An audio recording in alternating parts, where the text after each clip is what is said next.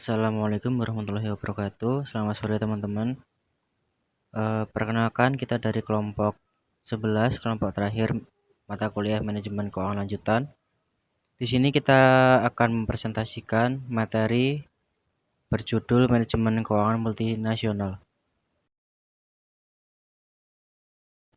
Perusahaan multinasional di seluruh dunia sangat menaruh perhatian besar pada terbentuknya European Community dan telah ditandatangani North America Free Trade Agreement atau NAFTA dan Asian Free Trade Agreement atau AFTA. Momen penting tersebut membuka peluang pasar bagi perusahaan multinasional untuk beroperasi di berbagai negara. Perusahaan multinasional adalah perusahaan yang terlibat dalam produksi dan penjualan barang-barang dan jasa-jasa di lebih dari satu negara. Perusahaan multinasional biasanya terdiri atas perusahaan induk yang berada di negara asal dan paling tidak 5 atau 6 cabang perusahaan atau anak perusahaan yang berada di luar negeri. Perusahaan multinasional kini lebih banyak investasi langsung di berbagai negara. Ciri khusus manajemen untuk perusahaan multinasional adalah menyangkut lebih dari satu mata uang. Secara teoritis, tidak ada bedanya antara manajemen keuangan perusahaan multinasional dengan manajemen keuangan perusahaan domestik. Namun, ada beberapa masalah yang timbul dalam perusahaan multinasional yang mungkin tidak dijumpai dalam perusahaan domestik. Berikut ini terdapat 6 faktor yang membedakan manajemen keuangan perusahaan multinasional dengan manajemen keuangan perusahaan domestik. Yang pertama, perbedaan denominasi mata uang. Aliran kas dari anak perusahaan di berbagai negara terdiri atas beberapa mata uang yang berbeda. Dengan demikian, analisis nilai tukar, exchange rate, dan pengaruh perubahan nilai mata uang harus diperhatikan dalam analisis keuangan. Yang kedua, ramifikasi legal dan ekonomi. Setiap negara di mana perusahaan beroperasi mempunyai institusi ekonomi dan politik yang unik. Dan perbedaan ini menimbulkan masalah serius bagi holding company yang ingin mengkonsolidasikan operasi anak perusahaan berbagai negara. Yang ketiga, perbedaan bahasa kemampuan berkomunikasi merupakan faktor kritis dalam setiap transaksi bisnis, terutama bagi perusahaan multinasional. Kemampuan berbahasa dengan baik memungkinkan untuk melakukan penetrasi pasar dengan mudah. Yang keempat, perbedaan budaya atau cultural difference. Setiap negara memiliki budaya yang unik dan sangat berpengaruh terhadap sistem nilai dan peran bisnis dalam masyarakat. Perusahaan multinasional harus mempertimbangkan faktor budaya terutama dalam penentuan tujuan, risk-taking, ketenagakerjaan, dan kemampuannya memperoleh profit yang wajar. Yang kelima, peran pemerintah. Hampir semua model dalam manajemen keuangan mengasumsikan adanya pasar yang kompetitif, di mana terms of trade ditentukan oleh pelaku pasar. Sementara itu, pemerintah berperan dalam menciptakan aturan dasar dan partisipasi yang minim. Yang keenam, resiko politik. Resiko politik adalah kemungkinan bahwa perusahaan multinasional akan diambil alih oleh negara di mana perusahaan itu berada. Risiko ini berbeda untuk setiap negara dan umumnya timbul pada saat kondisi politik satu negara tidak stabil. Selanjutnya, nilai tukar atau exchange rate. Nilai tukar menunjukkan banyaknya unit mata uang yang dapat dibeli atau ditukar dengan satu satuan mata uang lain. Sebagai contoh, rate pada tanggal 22 Juni 1994 yang dikutip dari The Asian Wall Street Journal, yaitu pertama menunjukkan banyaknya US dollar yang diperlukan untuk membeli satu unit mata uang asing pada tanggal 22 Juni 1994 dan sering disebut juga dengan direct quotation. Dengan demikian, US dollar quotation untuk rupiah Indonesia adalah 0,0004613 dolar. Karena satu rupiah dapat dibeli dengan 0,0004613 dolar, Sementara itu, nilai tukar pada kolom kedua menunjukkan banyaknya mata uang asing yang dapat dibeli dengan $1 Amerika dan sering juga disebut dengan indirect quotation. Kolom kedua ini tidak lain adalah sama dengan 1 dibagi dengan kolom pertama. Indirect quotation untuk rupiah Indonesia adalah 2.168,2 rupiah. Berarti bahwa 1 US dollar dapat dipergunakan untuk membeli 2.168,2 rupiah. Yang selanjutnya adalah trading in foreign exchange market. Transaksi internasional kini telah berkembang sangat cepat karena perkembangan teknologi telekomunikasi. Importir, eksportir, turis, pemerintah membeli dan menjual mata uang di foreign exchange market. Sebagai contoh, seorang importir mobil di Indonesia yang melakukan transaksi dengan rekannya di Jepang tentunya harus membayar impor tersebut dengan Japan yen.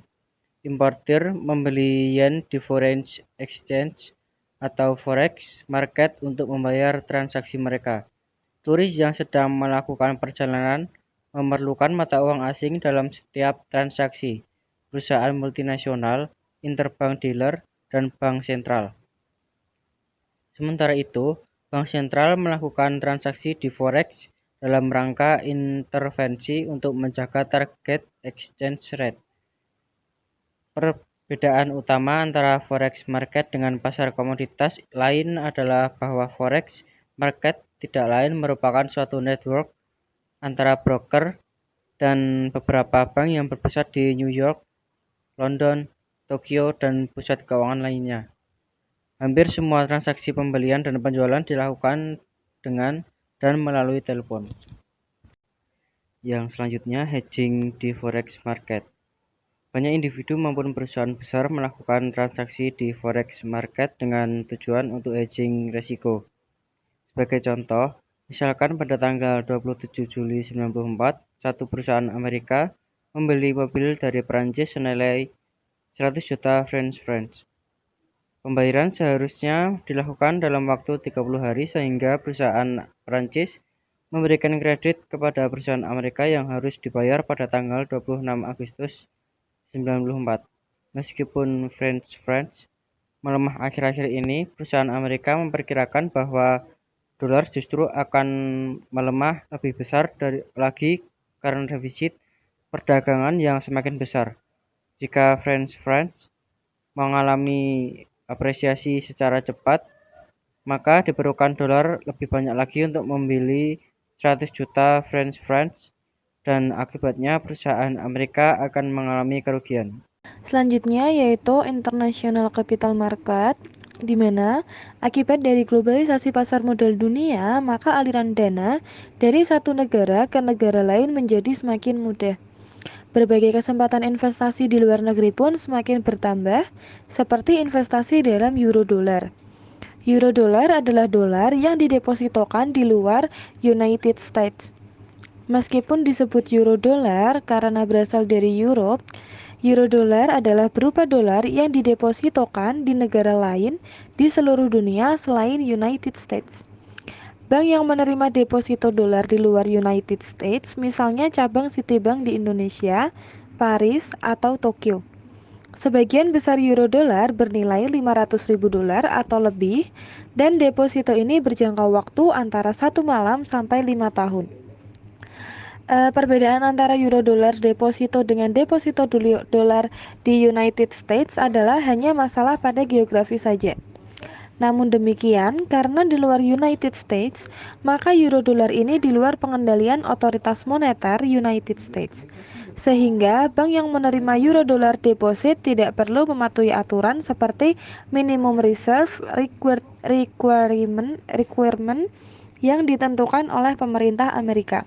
Selanjutnya yaitu multinational capital budgeting, di mana pada prinsipnya metode yang digunakan dalam capital budgeting tidaklah berbeda antara perusahaan domestik atau regional dengan perusahaan multinasional.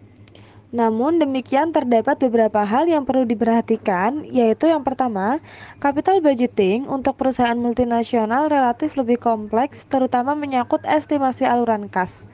Hampir di semua perusahaan multinasional memiliki anak perusahaan atau subsidiary di berbagai negara.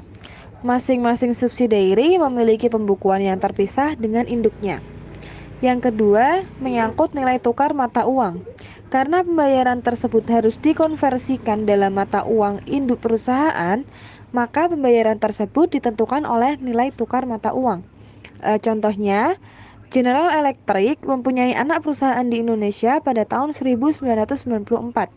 Misalkan memperoleh laba sebesar 100 miliar, tetapi nilai 100 miliar tersebut sangat ditentukan oleh nilai tukar antara dolar dengan rupiah.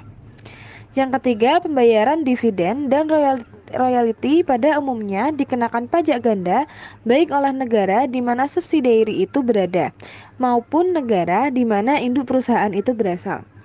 Karena beberapa faktor tersebut, maka yang relevan bagi perusahaan induk adalah cash flows yang secara legal dapat diterima dari subsidiaries di beberapa negara.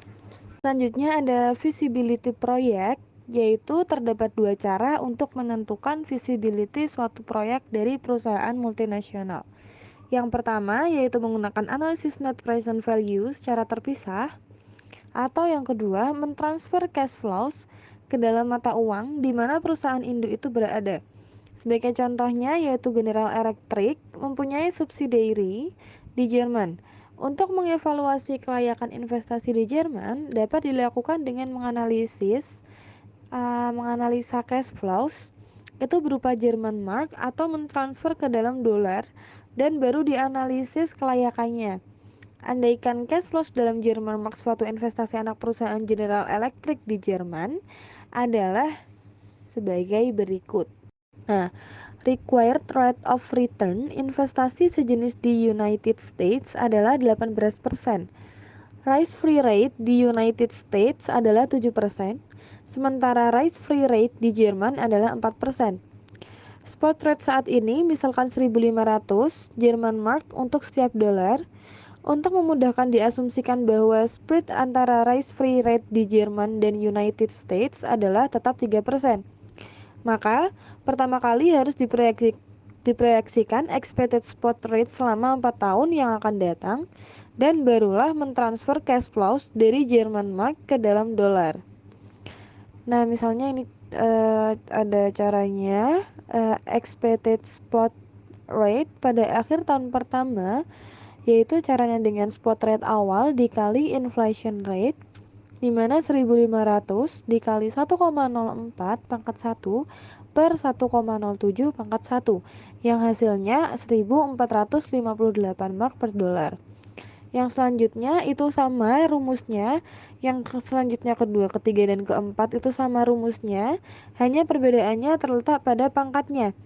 Jika yang kedua ini pangkatnya pangkat 2 dan hasilnya 1.417 mark per dolar, yang ketiga pangkat 3 yang hasilnya 1.377 mark per dolar, dan yang terakhir ini pangkat 4. Kalau pangkat 4 belakangnya juga pangkat 4, yang pangkat 3 belakangnya juga pangkat 3, dan yang pangkat 4 tersebut hasilnya 1.339 mark per dolar. Tabel aliran kas, di mana bagian sebelah kiri ini keterangan dan yang sebelah kanan aliran kas per tahun. Dimulai dari 0, 1, 2, 3, dan 4, yang dimana keterangannya aliran kas dalam mark yang pertama. Yang kedua ada forecast spot exchange rate, dan yang tabel ketiga aliran kas dalam dolar. Aliran kas dalam mark yang di barisan ke-0 itu minus 10.000, lalu selanjutnya 3.000, di barisan kedua 5.000, di selanjutnya 6.000, dan di barisan kolom keempat ini 8.000.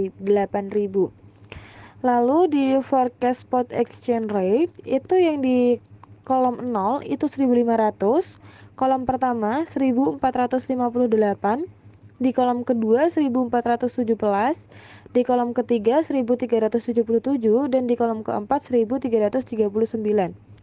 Selanjutnya adalah aliran kas dalam dolar. Di kolom yang 0 itu minus 6.667. Di kolom pertama 2.058.000. Di kolom kedua 3.529. Di kolom ketiga 4.357 dan di kolom keempat 5.975. Tabel aliran kas per tahun. Ini masih lanjutan dari aliran kas per tahun, dimana karena aliran kas telah ditransfer ke dalam dolar, maka discount rate yang digunakan adalah sebesar required rate of return investasi sejenis di United States, yaitu 18%. Dengan demikian, net present value investasi tersebut adalah NPV sama dengan 2058. Dapat dari mana 2058? Itu dari aliran kas per tahun yang dalam dolar di kolom nomor 1. Itu 2058.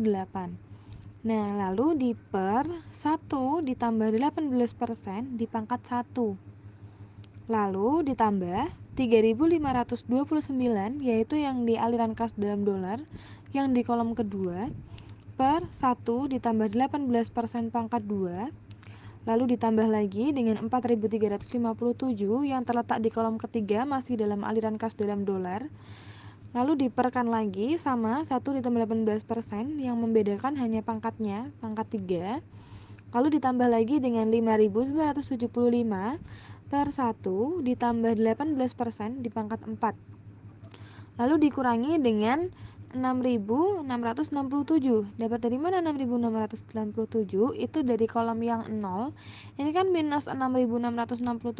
Jadi di sini dikurangkan 6.667. Lalu setelah dijumlahkan yaitu sama dengan 10.013 US dollar dikurangi dengan 6.667 US dollar dan hasilnya adalah 3.346 US dollar.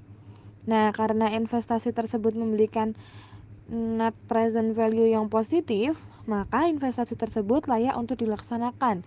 Cara lainnya adalah dengan menghitung net present value dalam mark. Tentunya harus dicari required rate of return yang tepat dan barulah dianalisis. Yang terakhir yaitu manajemen model kerja, dimana seperti halnya dengan capital budgeting, manajemen model kerja perusahaan multinasional pada prinsipnya tidak berbeda dengan manajemen model kerja untuk perusahaan domestik. Nah, secara umum tujuan manajemen model kerja itu yang pertama, mempercepat pengumpulan piutang dan memperlambat pembayaran kewajiban jangka pendek, sehingga diperoleh net float yang maksimum. Yang kedua, mengalokasikan dana secara optimal dari bagian yang tidak membutuhkan ke bagian yang memerlukan. Yang ketiga yaitu memperoleh profit maksimum untuk investasi kelebihan dana jangka pendek. Perusahaan multinasional dapat menggunakan prosedur yang sama seperti halnya perusahaan domestik. Misalnya dengan logbook system, electronic funds transfer maupun dengan float system. Sekian, terima kasih dari kelompok kami. Bila ada yang bertanya, dipersilahkan. Terima kasih.